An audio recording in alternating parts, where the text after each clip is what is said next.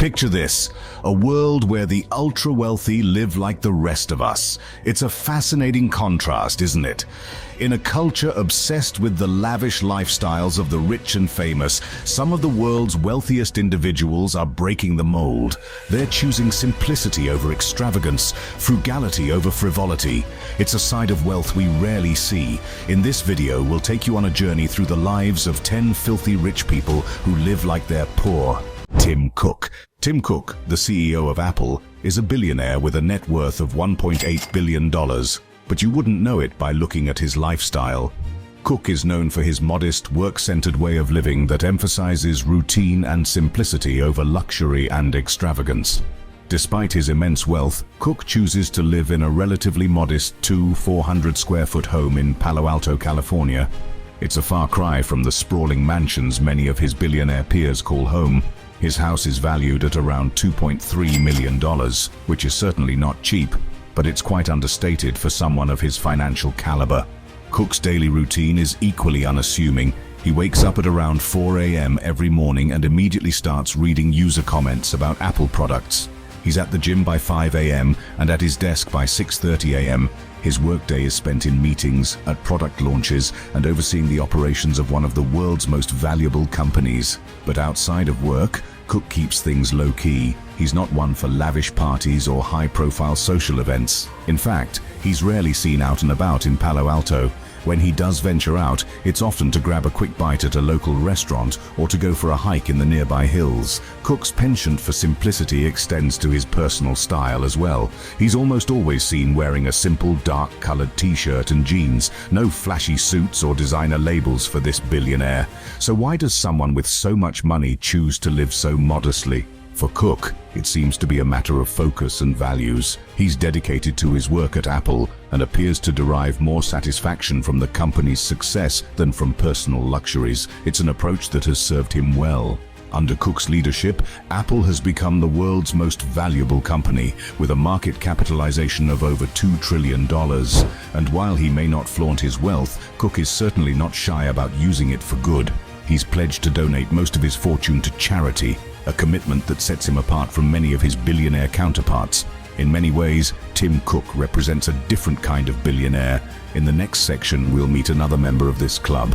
But first, let's take a moment to appreciate just how much this heiress to a retail empire actually inherited, and what she's chosen to do with it.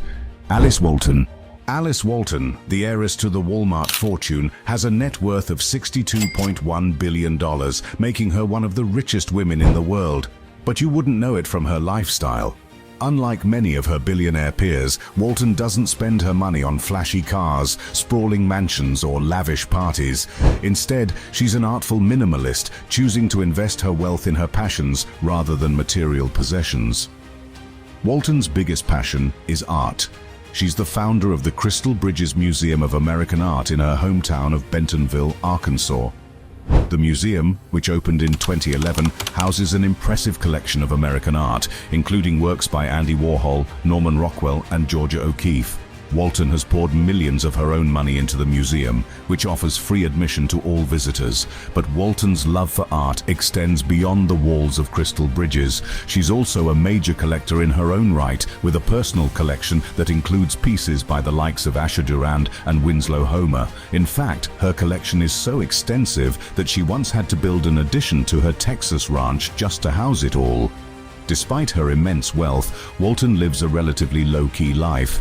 She resides in a modest home in Fort Worth, Texas, and is known for her down-to-earth demeanor. When she's not immersed in the art world, Walton enjoys spending time outdoors. She's an avid horse breeder and often competes in cutting horse competitions. Walton's approach to wealth is a refreshing contrast to the conspicuous consumption that often comes with billionaire status.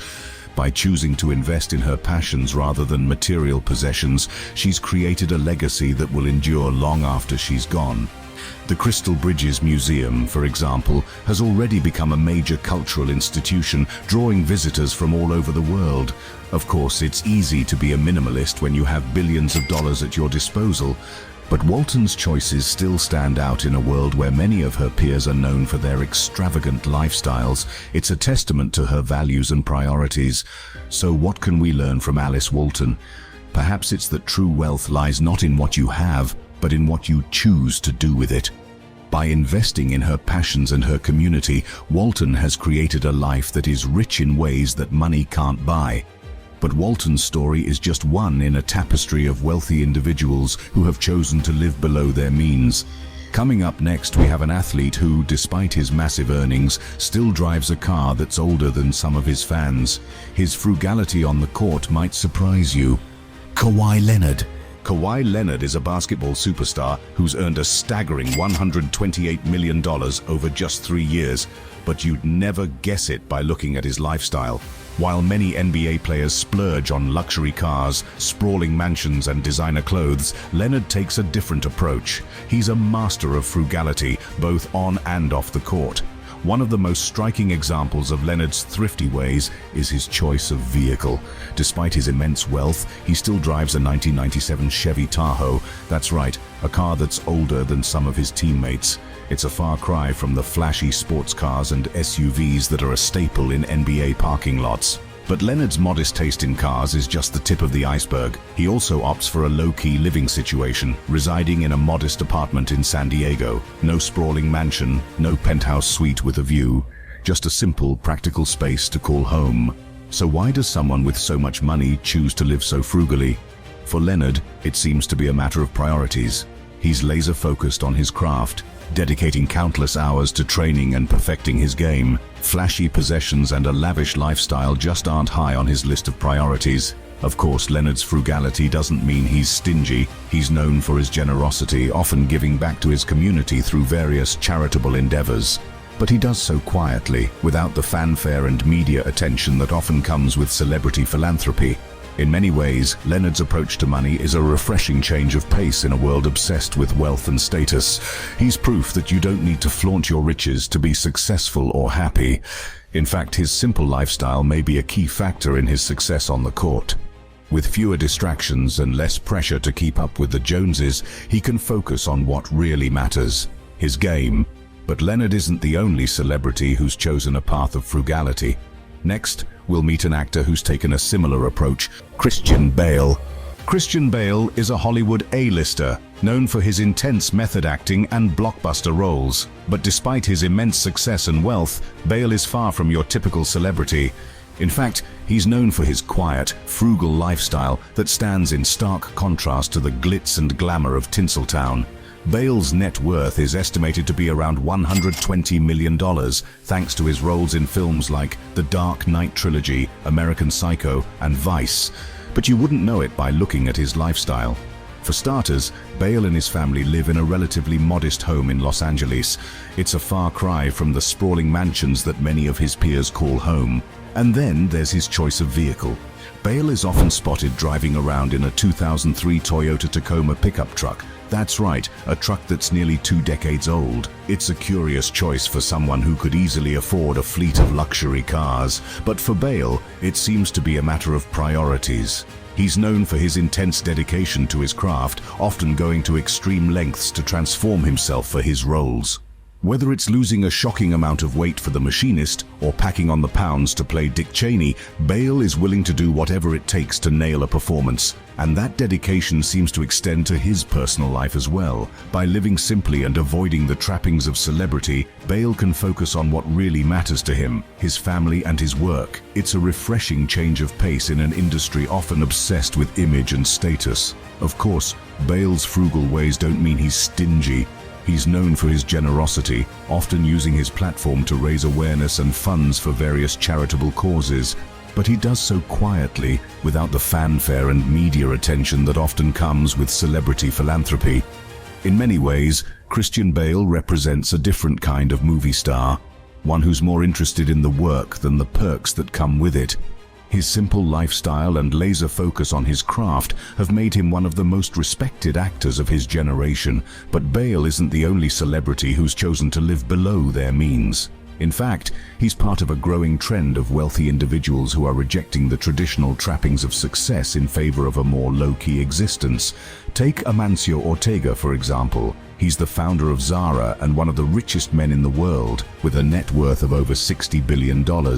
But despite his immense wealth, Ortega lives a remarkably private and simple life in his hometown of La Coruña, Spain. He rarely grants interviews or makes public. In the next section, we'll take a closer look at the man behind the Zara empire and try to understand what motivates him to eschew the limelight in favor of a more modest existence. Amancio Ortega, the founder of fashion retailer Zara, is one of the richest people in the world with a net worth of over $60 billion. But despite his immense wealth, Ortega is far from your typical billionaire. He's known for his incredibly private and discreet lifestyle, shunning the limelight and choosing to live simply in his hometown of La Coruña, Spain. Ortega's story is a true rags-to-riches tale. He started out as a delivery boy for a local clothing store and worked his way up, eventually founding Zara in 1975. The company grew rapidly, and today it has over 2,000 stores in 96 countries. Zara's success has made Ortega one of the wealthiest people on the planet. But you wouldn't know it by looking at his lifestyle. Ortega is notoriously private, rarely granting interviews or making public appearances. In fact, there are very few photos of him in existence. He prefers to live a low-key life in La Coruña, where he's often seen walking to work or grabbing coffee at a local cafe. Ortega's home is a modest apartment in the city center, a far cry from the sprawling mansions and penthouse suites favored by many of his billionaire peers. He's been known to wear the same simple uniform of a blue blazer, white shirt and grey pants day in and day out. Some say it's a way for him to blend in and avoid drawing attention to himself. Despite his immense wealth, Ortega is laser-focused on his work. He's known for his hands-on approach, often visiting Zara stores around the world to get a feel for what's selling and what's not. He's also heavily involved in the design process, working closely with his team to create the fast fashion that Zara is known for. But Ortega's success hasn't come without controversy. Zara has faced criticism over the years for its labor practices, particularly in its factories in developing countries. The company has taken steps to address these issues, but it remains a complex challenge. So why does someone with so much money choose to live so simply? It's hard to say for sure, but it seems to be a reflection of Ortega's values and priorities. He's always been more interested in creating something lasting and impactful than in personal glory or material possessions. In many ways, Amancio Ortega represents a different kind of billionaire, Chuck Feeney. Chuck Feeney is a name that many may not recognize, but his story is one of incredible generosity and a life lived under the radar. Feeney, who co-founded the duty-free shoppers group, was once one of the wealthiest people in the world with a net worth of around $8 billion. But unlike many of his billionaire peers, Feeney had a unique goal: to give away his entire fortune in his lifetime. Feeney's journey to becoming a philanthropist began in secret. For many years, he donated vast sums of money anonymously, never seeking recognition or praise for his generosity. His foundation, Atlantic Philanthropies, has given away over $8 billion to education, healthcare, and human rights causes around the world. But what's perhaps most striking about Feeney is how he's chosen to live his life. Despite his immense wealth, he's always maintained a low-key, frugal lifestyle. For many years, he didn't own a car or a house, instead opting to rent modest apartments. Even today, after giving away almost all of his fortune, he lives in a simple apartment in San Francisco. Feeney's philosophy on wealth is simple. He believes that those who have a lot should give a lot. In his words, "I see little reason to delay giving when so much good can be achieved through supporting worthwhile causes." He's often said that he wants to be the 100% philanthropist, giving away everything he has to make a difference in the world, and he's well on his way to achieving that goal. In 2020, Feeney completed his 4-decade mission of giving away his $8 billion fortune. At the age of 89, he's now officially broke, living off of his small retirement account and social security checks. But for Feeney, this isn't a sad ending. It's the culmination of a life well lived. He's always been more interested in the impact he can have than in personal wealth or status, and by giving away his fortune, he's been able to make an incredible difference in the lives of countless people around the world. Feeney's story is a powerful reminder that wealth doesn't have to be about personal gain or material possessions. It can be a tool for making the world a better place, for lifting up those who are less fortunate, and for leaving a lasting legacy of generosity and compassion. But Feeney isn't the only billionaire who's made it his mission to give back. In fact, he's part of a growing trend of wealthy individuals who are pledging to donate the majority of their fortunes to charitable causes. One such person is Azim Premji, an Indian business tycoon who's quietly become one of the world's most generous philanthropists. Premji, who has a net worth of over $9 billion, has pledged to give away a staggering $21 billion to his charitable foundation. But what makes his story even more remarkable is how he chooses to live his life, despite his immense wealth. Next, we'll take a closer look at Premji's journey and the values that drive his incredible generosity. Azim Premji. Azim Premji, an Indian business tycoon, has quietly become one of the world's most generous philanthropists, with a net worth of over $9 billion, largely thanks to his success as the chairman of Wipro Limited, a multinational IT consulting and system integration services company. Premji has pledged an astonishing $21 billion to his charitable foundation. But what sets Premji apart from many other billionaires is his commitment to living a simple life despite his immense wealth. He is known for his modest lifestyle choices, such as flying economy class and even taking public transportation when possible. In fact, he has been spotted driving himself in a second-hand Mercedes-Benz, a car that many of his employees could afford. Premji's philosophy on wealth is rooted in the belief that those who have been fortunate enough to accumulate significant resources have a responsibility to give back to society. He has said, "I strongly believe that those of us who are privileged to have wealth should contribute significantly to try and create a better world for the millions who are far less privileged." This belief has driven Premji to become one of the most generous philanthropists in the world. His charitable foundation, the Azim Premji Foundation, focuses on improving education in India, particularly in rural areas. The foundation has trained over 350,000 teachers and reached over 50 million children across the country. But Premji's generosity extends beyond education. He has also donated significantly to healthcare initiatives, environmental causes, and efforts to reduce poverty. In 2013, he became the first Indian to sign the Giving Pledge, committing to give away at least half of his wealth to charitable causes. What's perhaps most remarkable about Premji's generosity is that he has chosen to give away such a significant portion of his wealth while he is still alive. Many billionaires choose to leave their fortunes to charity in their wills, but Premji has taken a more proactive approach, actively working to make a difference in the world during his lifetime. Premji's story is a powerful reminder that wealth can be used as a tool for good, and that those who have been blessed with significant resources have a responsibility to give back. His commitment to living simply and giving generously has made him a role model for billionaires around the world. But Premji isn't the only billionaire who has chosen to live a modest lifestyle despite his immense wealth. In fact, one of the most famous examples of this is Warren Buffett, the legendary investor and CEO of Berkshire Hathaway. Despite being one of the richest people in the world, Buffett has famously chosen to remain in the same modest home he purchased in 1958 for just $31,500. What motivates someone with an estimated net worth of over $100 billion to live like a neighbor we could all relate to? The answers may surprise you. Warren Buffett.